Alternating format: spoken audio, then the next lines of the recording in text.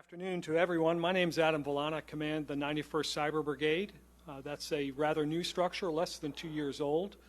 And we are a enterprise across 32 different states, a very different origin for the Army National Guard. We're globally force managed and aligned with our cyber and are very transformed by a mission that we perform with our cyber up at Fort Meade. What I'd like to do this afternoon is really build on the conversation that's gone on so far today in this topic, visualization, seeing ourselves in the adversary to enable decision advantage. We're fortunate today to have an extremely well-qualified panel that will add a lot of light to this topic. Each of them work in an important facet of this space and can draw from their own experiences, either consulting with DoD, business, with the Army's G2 office, and from our very own Cyber Command in the Army. I know you'll enjoy their comments and their insights. So visualization, just to set a conceptual framework. By definition, we understand that we mean the ability to depict a situation through a visual representation. Simple enough. A graphic, picture, set of symbols, indicators, or some dashboard. As a reference, we can think of a map that many of us have seen that's ubiquitous with the Operations Center. Leaders gather around this reference point. Then we can imagine staff officers and planners creating their own perspective based on their own shared understanding in the context of the map. Think of days gone by, maybe not so long ago, when this was done by creating an overlay. Each entity takes the time to mark their battle space with their assets. Where is the artillery placed? Where are the signal vans? What are the likely avenues of approach? And the overlays themselves add dimension to the visualization on the map. But here we are today talking about this, all of it, through the lens of multi-domain operations. And in that regard, we can say plainly that the era of acetate and alcohol markers, in case you had any questions, that era has passed. In fact, multi-domain outflanks acetate. We can say that because the very premise of this operating environment is a hybrid of complex activities that occur simultaneously. This presents a primary question and is the centerpiece of our panel. What does it mean to have visualization in the multi-domain? How can we use visualization as a means to understand this complex operating environment? Recent writing on multi-domain refers to the COP, and visualization is a decision support tool which allows commanders in any service, at any echelon, in any mission area, and at any classification level to down-select the categories of information that they need to make informed decisions. Let's refer to the scope of the conference and the hot topic, and I quote, "The Army must be able to see itself, see the enemy, and visualize the environment to conduct operations." We're challenged in many ways with multi-domain in that we know it will not be sufficient to merely create another set of displays. Cannot expect to move simply from acetate to screen. It seems the challenge will be to create a visualization that actually accurately depicts a situation, but is also capable of displaying central ingredients in each domain. Even more, the visualization must be a tool for decision making in what we already understand is perpetually fast-paced, crowded, highly complex, and dynamic. Another important facet of this topic, not to be lost in the technology and how all this fits together, is that visualization is shared. We say every soldier is a sensor, and so what does that mean in this context, perhaps? We can see where this proliferation of screens that are down to the individual level. The picture of the current fight, the visualization will not exist in isolation in the TOC alone. It's a transformational shift. So what does it mean that we share and distribute complex pictures, et cetera, to the tactile edge that far surpasses what we once did? We could reflect for a moment on what it means that command networks or radio traffic with technological improvements of our networks enable the warfighter. And with that as a useful reference, we can see that visualization, to the extent it provides a context for seeing the operating environment, is a critical tool for mission command at all levels. As we get more specific and consider the information environment, some would believe we are challenged to actually provide an accurate depiction, a visualization that shows us what is important. Consider what we see in network monitoring and displays. Just to drill it down a little bit further, network traffic flow is shown as a set of moving lines, rolling script. We have many technological advances and capabilities to correlate activity within a network, but the question we have as leaders is, will the net flow diagram be sufficient? Or do we need a dashboard or another dashboard? we could have that discussion. But returning to our central theme, multi-domain, no single display will be sufficient. We will need an ability to see how the complexity of operations, how the forces are aligned, the terrain, the warfighting functions, how do they overlap, and critically, what does the picture mean when it shows correlations, risks of magnitude of effects in the multi-domain? It will be joint, allied, include other entities, as has already been said today. So this begs the question of how we splice these pieces together. Do we have an existing algorithm for aggregating disparate parts? We have an imperative to tie together the pieces and to equip leaders. But how do we enable mission command in the information environment as a part of multi-domain? It's daunting, perhaps. But before we jump into our esteemed panel and their perspectives, it might help to take a tactical view of the problem. Reflecting again on the scope of the forum, I use the descriptor see itself, see the enemy, and visualize our environment to conduct operations. And that's as useful as we see an incremental approach on one of the Army's newest program, Cyber Situational Understanding. We learned at a recent gathering that the Army Cyber SU will take that very approach. The first capability drop is for a solution that responds to the imperative, see yourself. So the program is intended to field a capability that will first provide visualization to see yourself. And then the next increment will be see the battle space. So clearly the Army recognizes that these solutions are iterative and that we build upon visualization, the prototyping, and we refine that through fielding and how we mature the capability. This is an excellent example for the magnitude of challenges we see in the multi-domain environment. Gaining decision advantage is the end of the descriptor for this panel, but not so coincidentally, it's the punctuation mark on Army Cyber Command's mission statement. So we should challenge ourselves to understand how that advantage is created. Exactly how can we process information that is responsive to the volume and velocity of operations? And how can we bake that into our visualization? As I believe you will hear from the panel, this is an area that presses into new advances in technology and is a contemporary topic for our discussion. And so, sir, with that brief scene setter, I'll introduce our panel moderator, Lieutenant General Walker, and let me thank him for the opportunity to join in this topic today. Cyber challenge already. All right, well, hopefully Colonel Volant's got you all warmed up a bit. So I'm your friendly panel moderator today, and you know, our mission command philosophy says we teach all of our leaders to understand, visualize, decide, and direct. And that was hard enough before the whole idea of multi-domain operations. So I'm stumped how we do this in multi-domain operations. How do we help our commanders understand and visualize? So this will be good discussion. The way we're going to do this panel is I'm just going to introduce each of the other members of the panel. No, I'm not going to introduce them. They're going to introduce themselves, and I'm going to give them a warm-up question. So after that, you guys are all going to be warmed up, and what I ask of you, I probably shouldn't say this. Y'all probably don't know. This panel is we're finalists in the AUSA's Panel of the Year competition. And since I'm an armor and cavalry guy, the likelihood of me understanding questions about cyber is pretty limited. So if your questions are concise, insightful, and thought-provoking, it's going to help this panel toward its end goal. So with that, Colonel Tarasevitch, take it away. Thank you, sir. To introduce myself quickly, I'm Colonel Ian Tarasevitch. I'm the Director of Current Operations for Army Cyber Command. I grew up in the Army as a signal officer. From there, I was able to bleed into the DCO side as part of protecting my services. From there, I've got exposure into the OCO side. And then frighteningly, at one point in time, you look in the mirror and go, how did I end up one of the senior subject matter experts in the Army on full spectrum cyber operations? To which the answer was, congratulations, you're not going to be in charge of running it. So we asked a question about what is visualization? How do we get the decision advantage? And I'm going to throw out everybody's favorite buzzword, operationalize. How do we operationalize the data? And that's really what it all drives down to. Because if you're not taking an action based on the information that's there, you may as well pop some popcorn because the only thing you're doing is watching the movie if you're not taking an active step in it. So like I said, I've been in Army Cyber Command since the headquarters was about 90 days old.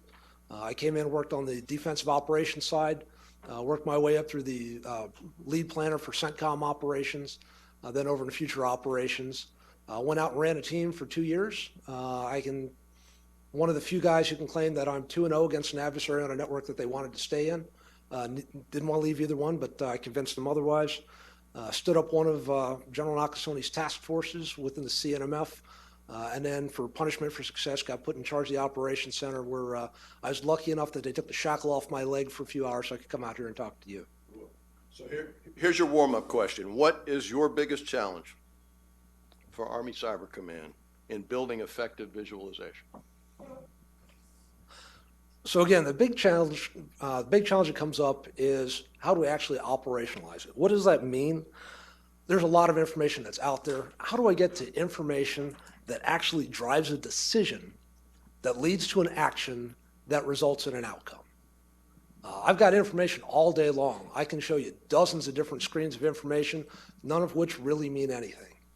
An opportunity a couple of years ago when I was up at Fort Meade, I had an opportunity to go in and look at a partner op center's wall. They had this big, beautiful display. It had the world map, and it had little lines that went from one part of the world over to the other one. There were little explosions when it got there. And I asked one of the guys on the floor, what does that actually show you? And he said, well, it shows a cyber attacks going on in real time. I said, but what are you doing with that information? Well, we're watching it. Okay, so it kind of reminds me of that the TV commercial I saw a little while ago about the security guard, the security monitor, who then turns to the people there and goes, hey, by the way, you're being robbed. Well, that's where I don't want to be. I don't want to be at the place where I'm just watching things go on passively. I need to get to the point where I can actually take actions that actually change what we're doing in the field. Because until we get to that point, everything else we're doing is really just a bit of a waste of taxpayer dollars. And a big part of that is not only being able to drive the decisions, but being able to quantify risk. One of the primary things that the senior leaders do is they make risk decisions and risk-informed resourcing decisions. And without the ability to identify the risks, I'm just giving a best guess at it. So I really look to where can I use the data to inform the risks, to include not just the risk of acting, which is what we've always looked at historically in the past, but as General Angle mentioned in his panel, what's the risk of not acting? There's a lot of things that we don't do because we can clearly see the risk of taking a given action, but we don't stop to consider the risk of not taking this action. Last time I checked, I worked for the Army. I'm not an infantryman. I've spent a lot of time supporting them, whether it's in 3rd ID, whether it's out in 1st Armored Division. And I can tell you everything they do is driven by risk. And they don't look and go, well, we can't afford to kick in a given door because somebody might shoot us. There's an inherent risk in the mission that we have. And therefore, we've got to learn in cyber operations as well, there's inherent risks that we're going to have to take in order to do our job. But the point is to understand and quantify those risks so that it's a calculated risk and not a gamble. Getting to the point where I can take the information, put it on the screen in a manner that actually informs risk and drives decision is probably the biggest challenge I have today. It's not coming up with good answers. It's coming up with a good questions so that I can get to a good answer. Thanks. All right, next up, Colonel Buckhout, here's your warm-up question. How do you decide which data is the most important in the world of electronic warfare? All right. Sir, thank you. That's probably my favorite question, and it's the one I gave you to ask me, so that's perfect. I was in one of the last classes in the Army, the last class in the Army as an officer to be trained in RF, radio frequency, spectrum management, RF engineering, et cetera. It was called the Radio Systems Officer Course, RSOC. It was about 6 months long, and after that they stopped it because it was too expensive. So they started sending our fine NCOs at about the staff sergeant level to get an additional skill identifier called a Delta 9 to another course. So as General Strong and I were reminiscing just a few minutes ago, the first thing that happened when these young staff sergeants would get to their unit is they would get ready to be a platoon sergeant, because that's the only way you get promoted in the Army was through leadership roles. So when General Strong would call down, or when the unit would say, ForceCom would say, I need more spectrum managers, he'd have his folks do a search. It's like, well, you got one, as a platoon sergeant for 1st Platoon. Well, then I need another one. No, we don't make but so many. So the whole spectrum management concept in the Army became a little bit limited. became a very small pool of NCOs, became hard to manage. It's hard to manage by ASI because you don't necessarily assign by additional skill identifier. You assign by primary MOS and occasionally secondary. So it became a big problem, but it didn't really hit us too hard until we were going into OIF. So I was a battalion commander under General Wallace in 5th Corps going into OIF. I had about 600 folks, later expanded to about 800, and we were all over because I had node centers, CENS, I had teams everywhere, about 800 folks in a task force all over Iraq. We were actually pretty fortunate at that point because our biggest spectrum problem once we got there and got into theater was really blue comms, which was making sure we could talk to each other. We didn't come in with a significant electronic warfare force. Frankly, when you look at it, as far as EW and the threat against us, I mean, it was almost nothing. But I will tell you that whole core op board, it didn't even have an EW annex in it. And a core op board's about that thick. It basically describes what every one of the battlefield's going to do. There was a signal annex, there's a this annex, there's an engineering annex, there was this. You know, all kinds of supply and logistics and movement, no EW. So we barely used it in the ground war. It could have saved some lives, but we didn't because we had taken our eye off that ball. And the Army only has so much money, and when the intel folks are told to spend money, they're like, okay, where do you want us to spend it? Well, your job is to collect. So anyway, we began to fight with the problem of blue comms first, I would say. You started to have interoperability issues. You started to have issues with joint forces. So I would say when you talk about the most important pieces of data that you have to visualize in order to have a COP, and that's what you really need in the spectrum world, is you got to start with blue. We didn't have that. When you have so many forces coming into a theater, you don't exercise that way. When you go into NTC or one of the, you know, training areas, you don't put everything in there and let it fight together the way that it does when you're in a real combat situation. You have a virtual network set up so you can do exercise control, etc. So I think the first big problem, and it really hit us when IEDs started going off over there, was wait a second, if I'm going to put a jammer on a vehicle, one of my own, to stop something from blowing me up, it's going to stop comms from this guy. And we actually had casualties, and you guys know this is not classified anymore. You had casualties from people who would turn off their jammers because they had to talk. Because in the Army, you were taught move, shoot, communicate, move, shoot, communicate. If you can't communicate, all of a sudden, especially wrapped up in an MRAP or a striker where you don't have really good visibility, especially in an MRAP, I mean, your level of confidence in where you are and what you're doing falls dramatically. So that was a huge issue. You also had differences joint. The Marines had a different type of jammer than the Army chose to use. The Marines had a jammer, you got some nodding back there, it's called a chameleon. It was always on. It was always screaming. So basically, you're running down the road screaming in radio frequency language, to stop anything else out. But that would attack our communications. So if our Army and Marine convoys are going like this back and forth, and then the jammers are trying to jam each other as well as all the comms. Here was another joint trick that came in.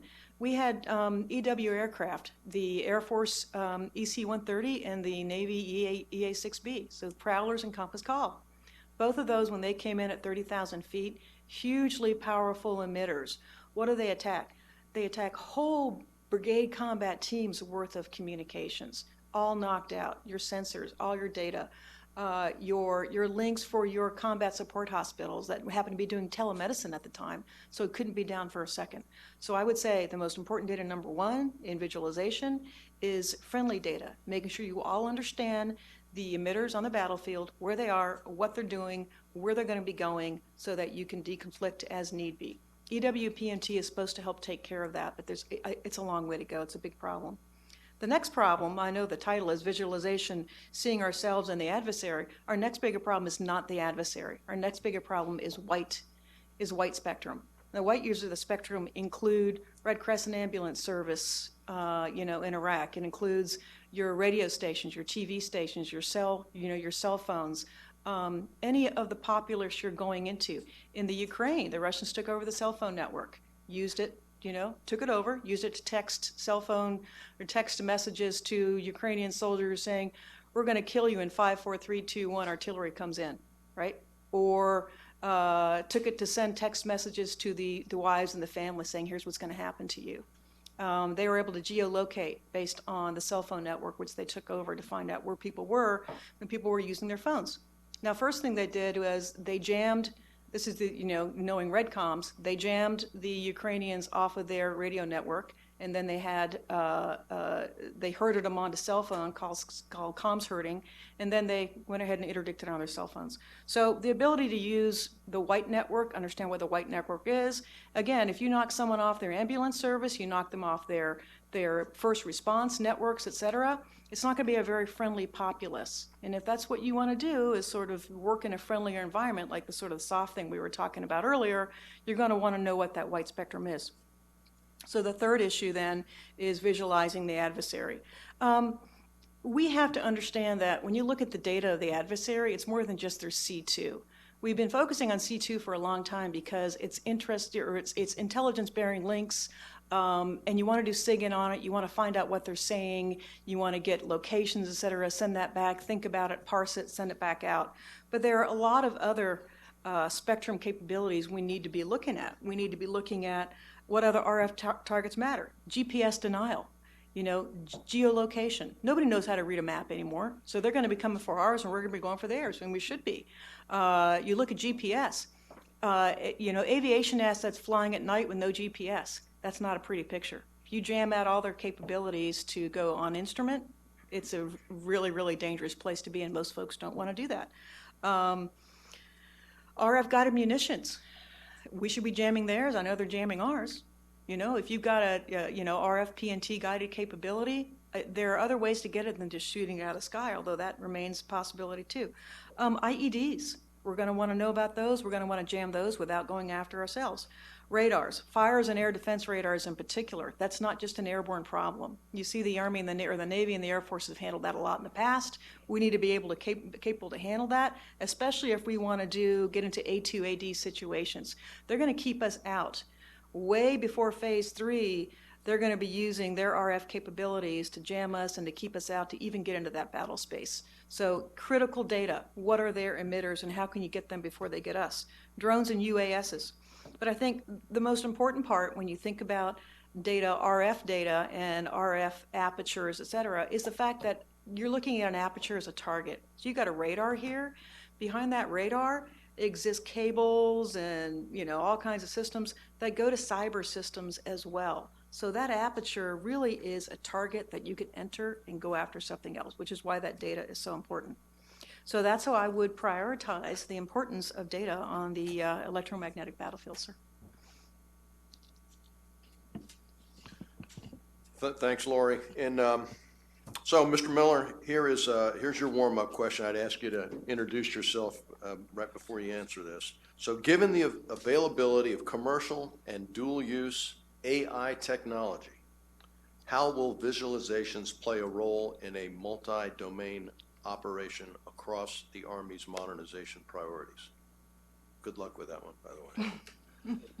Yeah, as I noted, it's a very broad answer. Okay, this is audience participation part, because we're going to talk about decision advantage. So how many of you have seen a cop or a SIP with way too many dots for you to care about? It's probably everybody. Second one is how many of you have been the recipient of a brief, but the briefer immediately said, no, something's changed. I need to update this. Again, I think it's probably all of you. So from there, we can pull out two anecdotes. First one is we know that we don't care about all of the data. That is a myth. It's a misnomer. We don't care about all of the data all the time. Second one is we know we don't want perfect data late. That's the second one.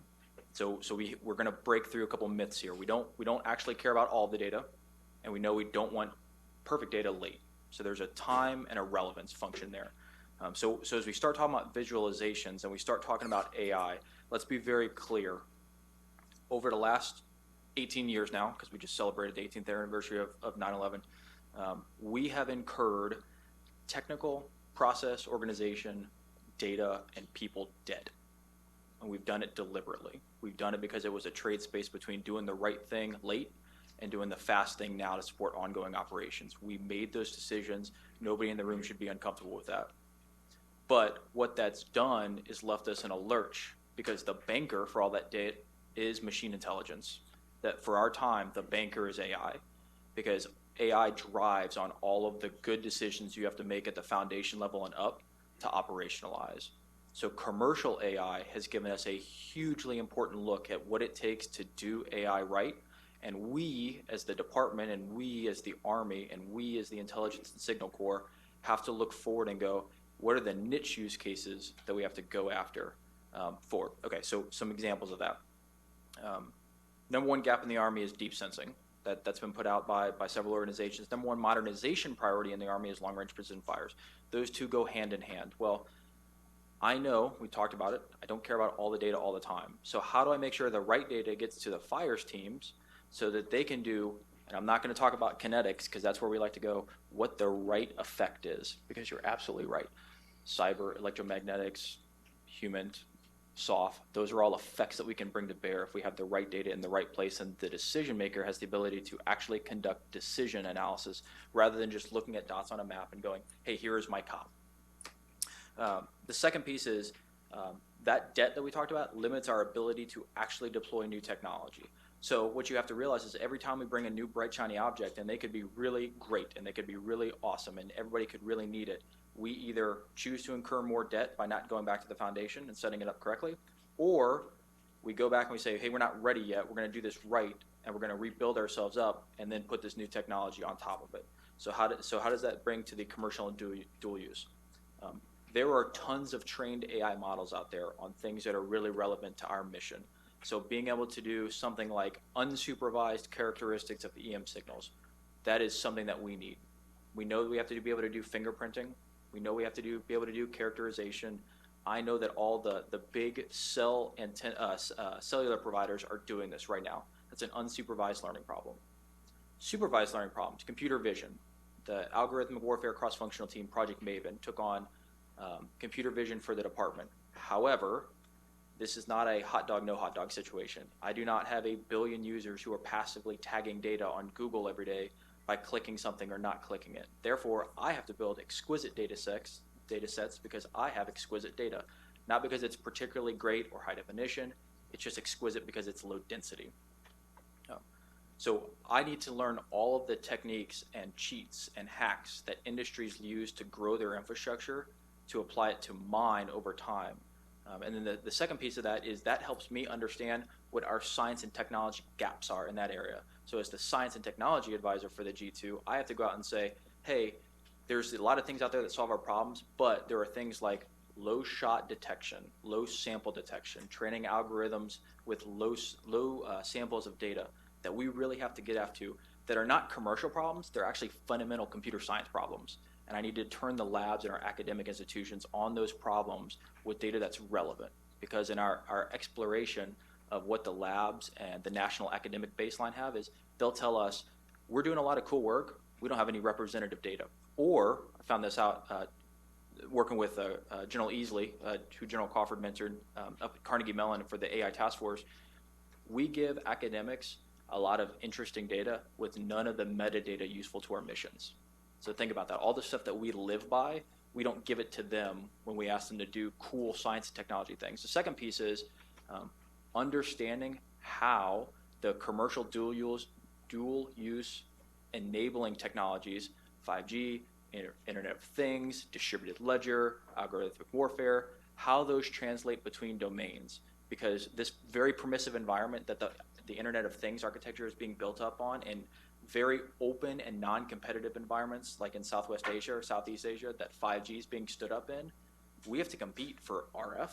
We have to live in that white space. We have to figure out what parts of the spectrum we can actually use here that we have the authorities to train on, and then we have the authorities to operate in, because those are three separate domains, three separate electromagnetic domain spaces. So how I think this is going to help us with visualization, sort of putting tying the bow. We need to understand what's actually relevant to our workforce. And I say that not pejoratively, not flippantly. I say that as a real crux to how we deploy technology. And the thing I'll put in there is the year I was born, the last Reforger kicked off. Okay, and I get that from my father all the time. So now we're going back to Defender Europe, and a lot of the old lessons are becoming new again, but we have saved almost none of that organic knowledge on how we visualize for that kind of fight coming out of the counterterrorism fight. So those visualizations are going to be important because they do not mean dots on a map. They mean things that have been enriched by analysis, things that have been enriched by expertise, and removing the things that are not relevant for decision makers to make decisions. That's what I have up front. All right, thanks very much. This next question, I'm gonna point at our panel chair and ask the rest of you to pile on as appropriate. So the question is, do our senior commanders, Army or in the Joint Force, do they know enough about the cyber domain to provide an adequate commander's intent? And how can cyber professionals help them? Really is an excellent question to understand the penetration of this topic and its relevance to the warfight. I'll boil this down in a recent experience I had commanding a 150-person task force supporting 780th at Fort Meade. Soldiers from across the Army National Guard, 7 different states, worked to integrate a piece of critical infrastructure for United States Cyber Command, working very closely with our cyber. A lot of visibility through that tour to see Army leaders come through that environment and try to understand more deeply what each of those organizations were doing. I would say it's certainly of interest to them, but more importantly, I think they had the benefit of knowledge across all compos by the demonstrated results of the professionals that work in this field. I, about 10 years ago, commanded a battalion that we used to call a Computer Network Operations Battalion, and somebody was introducing me to a soldier in the state of Virginia and said, well, this guy's really a unicorn. About 3 months later, they introduced me to another person. I heard that same moniker shared. I think we have a formation of unicorns across all compos. And I think that is the best way for senior leaders to learn, is to see it demonstrated by, that's operationalizing it, right? They see what they can actually do, those capabilities. Some remark that some professionals who work in this field are, smarter, or right, that's a better thing, but some say 50 times smarter. And that increased capability, right, that has exponential and cascading effects. That's a great thing. So I think there's abundant opportunities for them to learn it from the force itself, but I would say the operational context has changed completely. I'm an old FA-30 guy. When we used to make the comment, perpetually sprinkle a little I/O on the top of it. And with respect to cyberspace operations, both defensively and offensively for sure, it's no longer the case that that's an afterthought. That is integrated into the planning of those operations. And for that reason, not just because they're interested, but it's causal to the results created on the battlefield. My sense is commanders are very tuned into this at all levels. I do think there's an opportunity, certainly within the schoolhouses, to perpetuate that message, particularly now as we make a really important doctrinal turn. Information warfare and the extent to which we tie together under IO, EW, and cyber, as was said earlier today. That's important for everyone to understand the doctrinal pieces and not just think that we have gizmos that do cool stuff on the other end. They create effects in a warfighting way. So there's a relevance there that I think commanders are keenly attuned to, not because it's relevant or contemporary, but because mission success means everything. That's my sense of it. I'd be interested in other take from the panel. So this is a question that's come up before, and I've heard actually some of the junior officers say, well, we don't think the senior leaders get it. I've had the opportunity to sit in multiple 3- and 4-star level briefings, and I can tell you, the senior leaders do get it. There are some folks who believe, well, an artilleryman or a tanker doesn't understand the ones and zeros are the right, and they may not. But what they do understand is that if the data doesn't flow, they run out of fuel and they run out of ammunition, and they figure that out real quickly. I've had the opportunity when I was stationed up at Fort Meade to brief several groups of promotable colonels or junior, it's hard to say junior brigadier general, not junior in any type of general, but some folks who were new to the general officer rank, and part of what they got was a briefing on what goes on up at Fort Meade. I was the token DCO on the guy. They got to see a lot of cool stuff in SIGINT. They got to see a lot of cool stuff on the OCO side. And they got to see me as a DCO guy. And they said, well, what makes you different from my SIGO? I said, well, sir, I'm the guy who makes sure that when your S1 or your G1 or your G4 or your G8 are trying to get their job done, I'm the one who makes sure they can do it so that you have food, so that you have fuel, so that you have ammunition. Because otherwise, you very, very rapidly find yourself at a spot where you're stripping infantrymen down to 30 rounds of ammunition so that you can weight the remainder of your ammunition to your main effort. And that usually makes a pretty quick impact. I've had that discussion with a division chief of staff, and you only have to have that discussion once for them to understand where cyber actually underpins a lot of this. If you look at the major strategic strengths that the United States has, our individual warfighters are fantastic. We've trained mission command, but our ability to project force worldwide and our ability to move logistics en masse, we do that better than anyone else in the world. I've heard it before. They say, amateurs talk tactics, professionals talk logistics. It's the ability to move, shoot, secure, and sustain forces in the field where you'll find a lot of tie back into cyber. And if you look at the mission command side, as we bring in the electronic warfare piece, we have a tremendous appetite for data. And as you move into an EMS, an EMS contested environment, your ability to actually move that data becomes very critical. And then when you look at why do we conduct warfare, it goes all the way back to Clausewitz. War is an extension of politics by other means. We don't do war to kill the bad guys. We do war to use the force or the threat of force to compel political changes at the national level. And when you take the step into information operations, if what we're doing doesn't help drive political decisions at the strategic level, all we're doing is we're wasting time, money, and potentially lives. So I would say our senior leaders do get it. I would say we're a mixed bag. So, 20 years ago, 15 years ago when we, post 9/11, I guess, which sounds like it seems very recent to me, but it was actually almost 20 years ago. So, OIF 1 and things like that, Afghanistan kicked off and stuff. It was all about kinetics, and senior leaders were all about kinetics. Like I said, there was a core op order in 2003 that didn't even have an EW annex in it. I was a Citadel Battalion commander, and General Wojciechowski and General Wallace did not want to hear comms, cyber, any of that stuff. Are we green? Is everything good? Yes, sir. Okay, so that was good enough.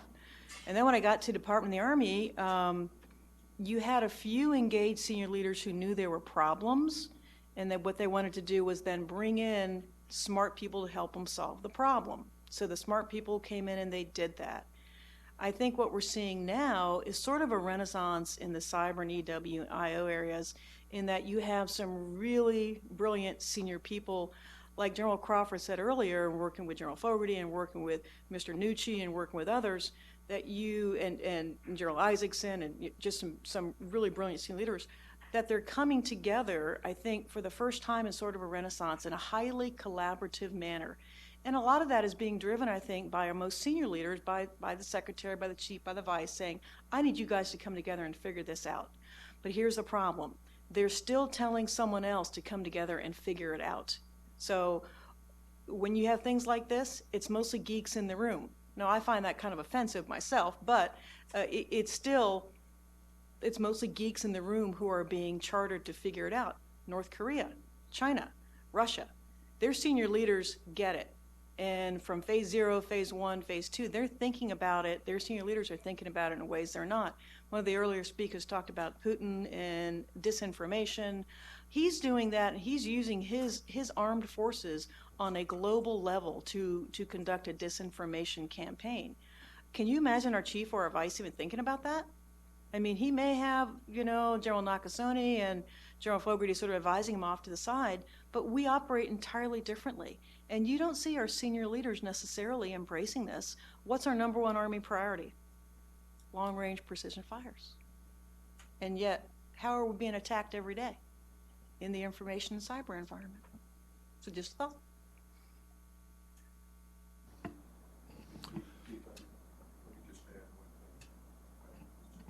I did ask that question because to me it still comes back to effects. For a senior leader, yes, they're knowledgeable, they're great leaders, they may not be technical experts, but the technical experts need to understand intent for the effect that's being achieved, whether it's in any of the domains. That's probably the most important thing any of us need from a senior commander is, what are you trying to achieve, boss? And then we take it from there. So that's why I raised it. Okay, this next one, I'd like to steer this question toward Mr. Miller from your perspective as a science and technology advisor for our Army G2.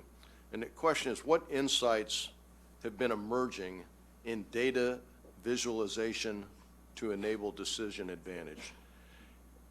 In general and specifically, if you've seen them within the multi-domain task force.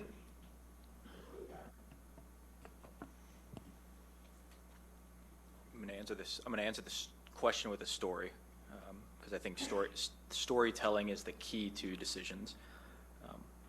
In October of 2018, the Deputy Undersecretary of the Army and Secretary McCarthy signed out that memo that established the AI Task Force. There were a couple implied tasks, there was a couple of directed tasks, there was one explicit task, and that was to the G2. And that was to conduct a machine learning pilot in support of long-range precision fires. The subtasks under that were document the necessary architecture, identify the hidden costs related to AI and machine learning, and then maintain relationships with the IC for stuff that they're doing. That was a hugely critical thing for the Army, because up until then there had been no deliberate efforts to say this is what it takes to do all of these different things, and there was no reason for the Army to go back and go, hey, our data is not very good. It's not. The things that we have instrumented have not been instrumented well. They've been instrumented for maybe training or a specific task, but they weren't instrumented for the explicit purpose of generating predictive models, and that's the fundamental piece of AI. They weren't instrumented to generate a look at ourselves on the blue side so that we could conduct really, really rigid and really, really supported cyber defense. They weren't instrumented in such a way that we could understand ourselves all the time so that we could spend our time focusing on the adversary. So some of the insights that we've been getting are, we have a lot of data, not a lot of it is purpose-built or collected to do the things we want to do. For example, everyone here, I'm sure, has gone on YouTube and watched a Predator, a Reaper, a Grey Eagle, a Shadow, a Raven feed. Super cool. My brother's into it. The problem is all of those have telemetry data burned in. That is burned into the video. So all of our computer vision experts and all of our detection, localization, and classification experts keep going, hey, where's the video, not the telemetry? So that is our archive, and we will store that for 30 years. Some of our cyberspace operations data, that is a lot of logs in Excel or a lot of CSV files. It wasn't built for us to go back and say, hey, here's our traffic patterns over time, what can we do about it? Now, there are definitely places and spots where they have started pulling in industry standard tools, your Splunks, all of your Teradata, all those things are out there and we're using them in pockets. But to the rest of the panel's point, until we actually say, hey, this is the foundation, this is the thing we're going to do moving forward, right, wrong, or indifferent, and we're going to get everybody on the same page, things like predictive maintenance or predictive cyberspace operations, those are not where we're going to be. I'll leave with one more anecdote. I don't care, and I don't think anybody in the Army cares about every computer that's good on the network. I believe the Cyber and the Signal Corps care about the one that's beaconing, because that's a problem. But until we actually get all that together, we don't know which one computer's out there beaconing, so we have to continue to check all of them.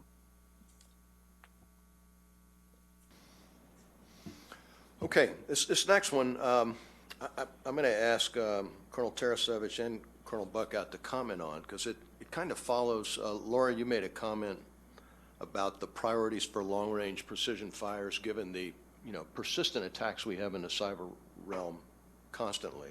So the question is, what measures is Cyber Command taking to ensure our critical infrastructure is defended against attacks on industrial control systems and to ensure that Army facilities are cyber secure? And what I was looking for is, Colonel Tarasevitch, you are the ops guy at Cyber Command, and Colonel Buckhout, as the CEO of Corvus, you've got a little different perspective perhaps at this point.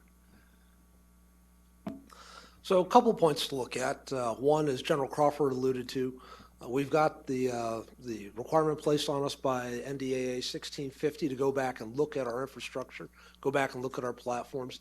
In some cases, it's a look that's overdue. It's a look that we know we needed, but that finally gave us the prioritization to push it up in the stack. There's an awful lot of things that I wish I could do today that I just don't have enough resources to get after. So that's helped give some prioritization. One of the big challenges with critical infrastructure is the majority of the critical infrastructure that the United States military relies on belongs to the private sector. I have absolutely no legal authority to go to Dominion Power and ask to look at the ICS SCADA control network of the power grid that provides power to my installation. I do have backup generators, so if the power goes out, I'm not dead in the water. I can continue to run, and as long as I can get a diesel truck out on a recurrent enough basis, I can run fairly well indefinitely on generator power, but still, that's important to me. But what we have seen as we've gone through and looked is that a lot of the private sector that owns and controls this ICS SCADA, they have a financial incentive to protect it, to do it right. Because if you're Dominion Power, and I'm not picking on them, but they're just a convenient example because that's where I get my power from, and the power goes out, they're not making money. They exist to provide electrical power, so they have a very strong incentive to protect their own networks. In some cases, they're looking for expertise, looking for help, tipping and queuing that they can get from the broader whole of government, whether that's on the intelligence community side, whether that's on the DoD side, or whether that's just from the available commercial interests that are out there. But generally speaking, I think that we're moving in the right direction. When I look at some of the DoD-owned critical assets that we have, as we've gone through and done the analysis on it, we're finding that generally speaking, we have a very receptive field. So we go through, we take a look, we make recommendations, and we have seen very, very little pushback. It's rare has anybody come back and said, you're overstating the risk, or that's not important and we shouldn't work at it. It always just comes down to a question of resourcing, and again, generating what is the actual risk and how much risk are you willing to buy down. A lot of the measures that we take in cyber defense are really like buying insurance. How much insurance how much are you willing to pay for insurance for something that may or may not happen? And that becomes a balanced decision of how much you're buying the risk down. You know, sir, I think it's funny how that question popped up, because about 2 years ago, Corvus was asked to come in, and we set up for the G357. We run the 1647 and 1650 kind of program management teams to handle those, to handle what you guys are implementing across the force. I would say the biggest challenge coming from those teams, which is going out to all the installations, going out to places where they have weapon systems manufacturing, TARDAC and places like that. It's a huge thing to handle, but one of the biggest challenges my folks deal with every day is the knowledge management associated with that.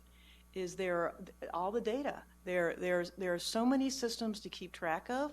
There are, like you said, sir, there are the items down the supply chain, second, third, fourth. How are you ensuring security and capability when you have so many factors to bring in? So frankly, what we're finding from the program management, from the contractor point of view, the knowledge management of managing these programs has been our biggest challenge so far. Thanks very much. Back to Mr. Miller. So as cyberspace operations and network protection becomes more important to maintaining an edge in competition, and in MDO, how will other domains integrate and provide information to decision makers in a useful way?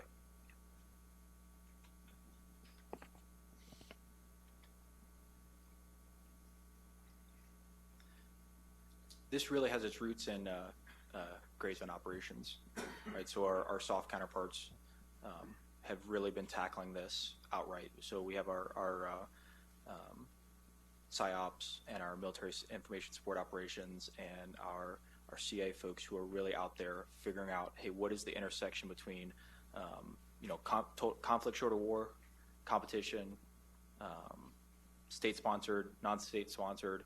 What does this look like, and where are our rules of engagement in those areas? I think the problem that we're going to face is this will become too fast for people. Decision making introduces an artificial bottleneck to machine speeds, and a lot of time it's necessary. So one thing that I keep asking people to refer to is DoD Legal 3000-9, which is the lethal autonomous systems rule. There's a lot of folks out there that believe that says you cannot use lethal autonomous systems. That's not the case. What it says is the appropriate amount of human interaction for a lethal autonomous system. And that actually, that brings up the Skynet conversation. Right? At what point do we allow our weapon systems to be lethal and autonomous? And I have two counters to that. First one is the lethal piece is what drives people kind of up a wall. But if we just start talking about autonomous effects, it changes it. Because when I was sitting in Kabul, every now and then you would hear rockets. It was mostly suicide vests, but we had rockets and mortars. And between there and Bagram, you would hear the CRAM, and that was an autonomous system, autonomous sensing, autonomous targeting, autonomous kinetic effects. And I'm glad that it was, because there's a lot of times where you would hear several incoming rounds, and you would hear that, and then you would hear the big voice tell you to get undercover. So there are already plenty of examples where we're doing this faster, and that gray zone operation where we figure out, hey, what's the machine speed that network operations are going to happen at? What's the area that they're trying to influence? Because my colleagues are right. This is not a kinetic fight yet. This is a gray zone information operations, information superiority fight. And how do we do that at machine speed is really where we're going to find that intersection. So where do I think visualizations come in to support that? It's certainly not a report a week later, because that's a lot of our visualization. They become text documents.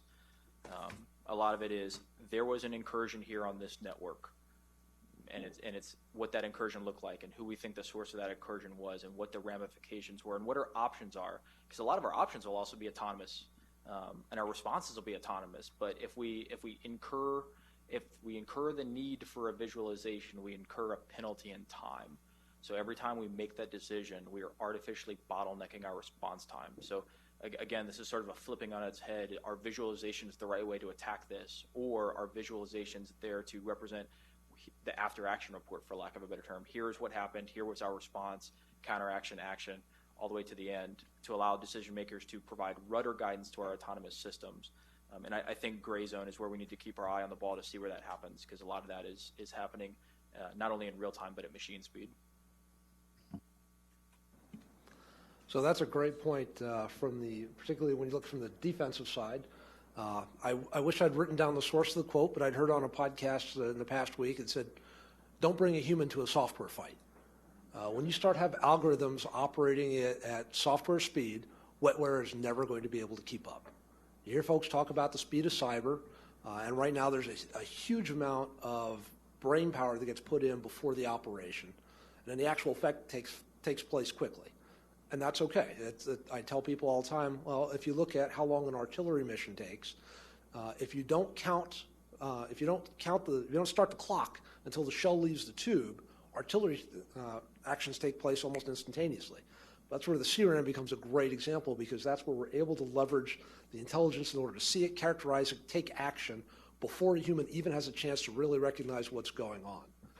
And when we start looking at where our cyber defense needs to go down the line, the visualization is a great point, right? Showing me is okay, but where I need to get is I need to move to an automated defense where now it's showing me what it's already stopped. The good news is in cyber operations, that's usually non-kinetic, non-lethal, and if I'm a little too aggressive in defending something, I can always go back and flip the switch off later. But if I wait until after I start seeing effects on the battlefield to decide to take action, I've already lost. Okay, thanks. Got one last question, and then I'm going to ask Colonel Volant to wrap it up. So we're going to do this. This is going to be a lightning round. So everybody answers one quick answer.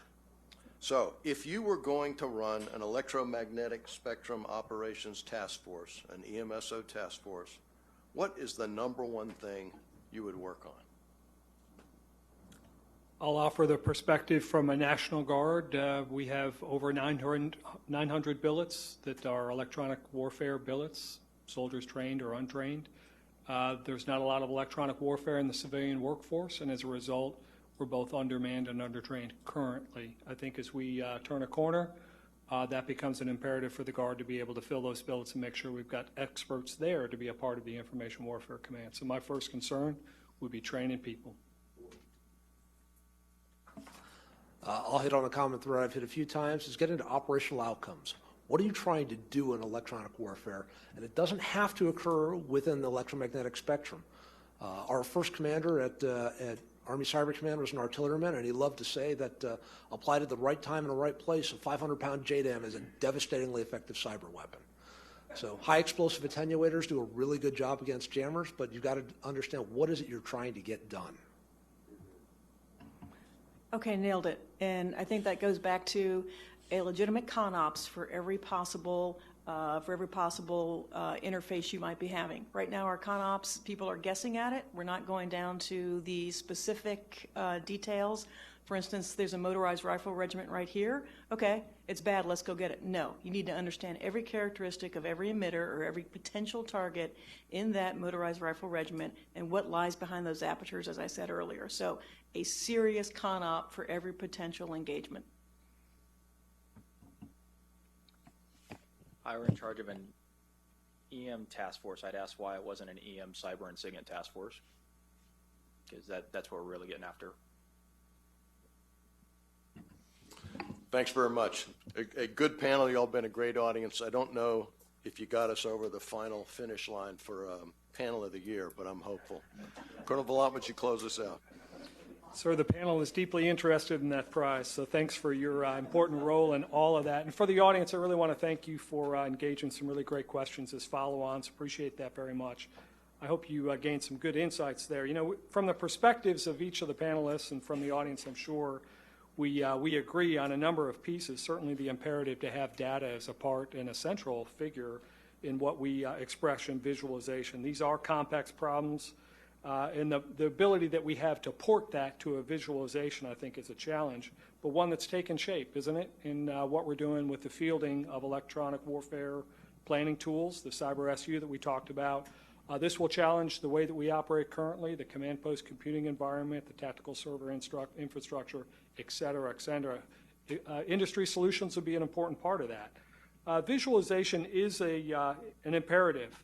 And I think a really relevant question was raised.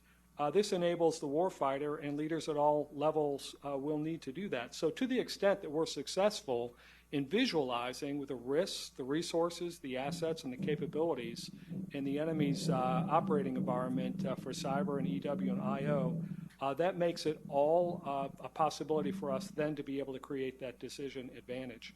We didn't get an opportunity today probably to adequately discuss what are the implications of machine learning and artificial intelligence as it relates to the OODA loop or in any way that we inform those decisions and risk assessments. But it has been an interesting panel. Again, thank you to each one of the panel members for the additional work it took to prepare, and sir, for your leadership. Thank you very much. Thanks, Dave. Hey, let's thank our panel. Thank you very much.